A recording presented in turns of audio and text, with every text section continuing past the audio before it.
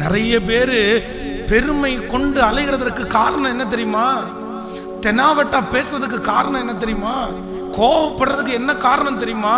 நான் எங்க இருந்து வந்தேன்றத நிறைய பேர் மறந்துட்டாங்க. சவுல் ராஜ்யபாரம் நிலைக்கல, தாவீதுனுடைய ராஜ்யபாரம் நிலைச்சிருச்சு.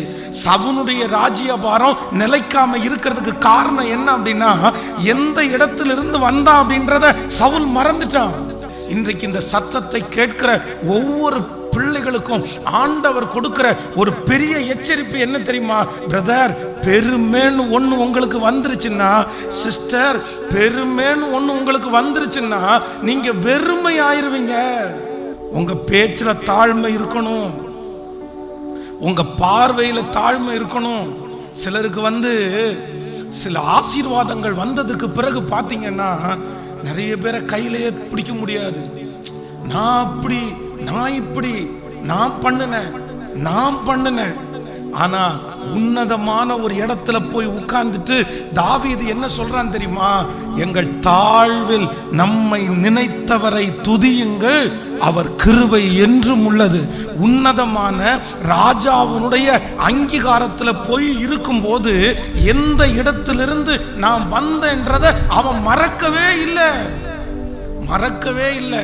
இந்த சத்தத்தை கேட்டுக்கொண்டிருக்கிற யாரோ ஒருத்தர், பிரதர், நீங்க ஒருவேளை இன்னைக்கு ஒன்னும் இல்லாம போயிருக்கிறதுக்கு காரணம் உங்க பெருமையினாலதான் ஆண்டவர் அப்படி வச்சிருப்பாரு. நீங்க அதனாலதான் இழந்திருப்பீங்க. ஆனா உங்களுக்கு தெரியாம அப்படி பண்ணி இருக்கலாம். பரவாயில்ல, இன்னைக்கு ஆண்டவர் என் நிமித்தமா உங்களை எச்சரிக்கிறார்னு நினைச்சுக்குங்க. நீங்க தாழ்மைப்படுங்க, நீங்க சாஷ்டாங்கமா கர்த்தர் சமூகத்துல விழுங்க, நீங்க போய் கர்த்தரிடத்துல விழுங்க.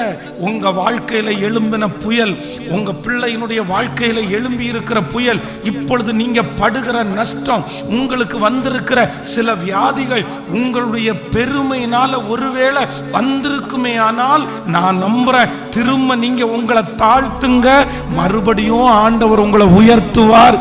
கர்த்தர் மறுபடியும் உயர்த்தும் போது இனி உங்களிலே அல்ல, கர்த்தரில் நீங்க மேன்மை பாராட்டுவீங்க.